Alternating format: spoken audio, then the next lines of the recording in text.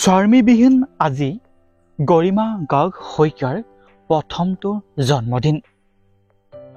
প্ৰতি বছৰৰে নিজ স্বামী তথা পৰিয়ালৰ সৈতে যিদৰে নিজৰ জন্মদিনটো অতি আনন্দৰ উল্লাহেৰে উদযাপন কৰে, এইবাৰ যেন ব্যতিক্ৰম। নিজৰ আপোন মানুহজনৰ পৰা জন্মদিনটোত এটা সৰুকৈ হ'লেও উপহাৰ পোৱাৰ আনন্দই বেলেগ। কিন্তু এইবাৰ গৰিমা গাৰ্গ শইকীয়াই নিজৰ জন্মদিনটো যেন আধৰুৱা হৈ পৰিছে।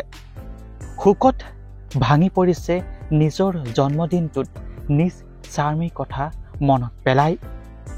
যদি আজি জুবিন গাৰ্গ জীয়াই থাকিলহেঁতেন, তেন্তে নিশা প্ৰায় 12 বজাতে গৰিমাক জন্মদিনৰ শুভেচ্ছাৰ জ্ঞাপন কৰিলেহেঁতেন, উপহাৰ দিলেহেঁতেন, এটা সৰুকৈ হ'লেও নিজ স্বামীৰ সৈতে এটা কেক কাটিলেহেঁতেন। কিন্তু এইবাৰ জন্মদিন সঁচাকৈ বৰ দুখ লগা।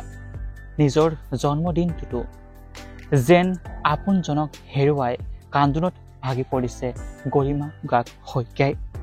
স্বামীবিহীন জীৱনৰ প্ৰথমটো গৰিমা বাৰ্থডে। সামাজিক মাধ্যমত এটাৰ পাছত আন এটা হৃদয় বিদাৰক পোষ্ট শ্বেয়াৰ কৰিছে গৰিমা গাৰ্গ শইকীয়াই। ইয়াৰ পৰাই অনুমান কৰিব পৰা যায় যে স্বামীবিহীন জীৱন সঁচাকৈ কিমান বিষাদৰ। কোনেনো ভাবিছিল সিদিনা ছিংগাপুৰৰ পৰা আহিম বুলি কৈ গুচি যোৱাৰ মানুহজন যে আৰু জীৱনত কেতিয়াও ঘূৰি নাহিব। আহিব কৈয়ে যেন বাট চাই থাকিল গৰিমাই। কিন্তু মৃত্যুৰ ওচৰত চিৰদিনৰ বাবে হাৰ মানিলে প্ৰাণৰ শিল্পী জুবিন গাৰ্গে।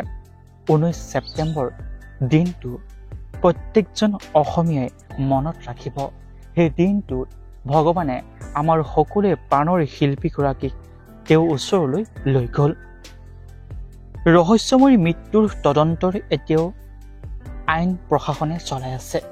ছিংগাপুৰত SIT দল আছে। আজি ছিংগাপুৰত SIT দলে ছিংগাপুৰৰ আৰক্ষী তথা চৰকাৰৰ সৈতে বৈঠকত আলোচিত হ'ব।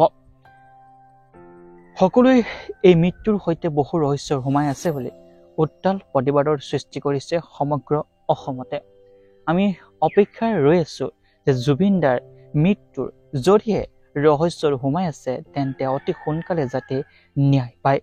আৰু এনেদৰে প্ৰত্যেক দিনাই ন্যায় বিচাৰি সামাজিক মাধ্যমত এটাৰ পাছত আন এটা পোষ্ট শ্বেয়াৰ কৰে গৰিমা গাৰ্গ শইকীয়াই। কিন্তু আজি গৰিমা গাৰ্গৰ জন্মদিন, স্বামীবিহীন প্ৰথমটো জন্মদিন উদযাপন কৰিব পৰা নাই গৰিমা গাৰ্গ শইকীয়াই।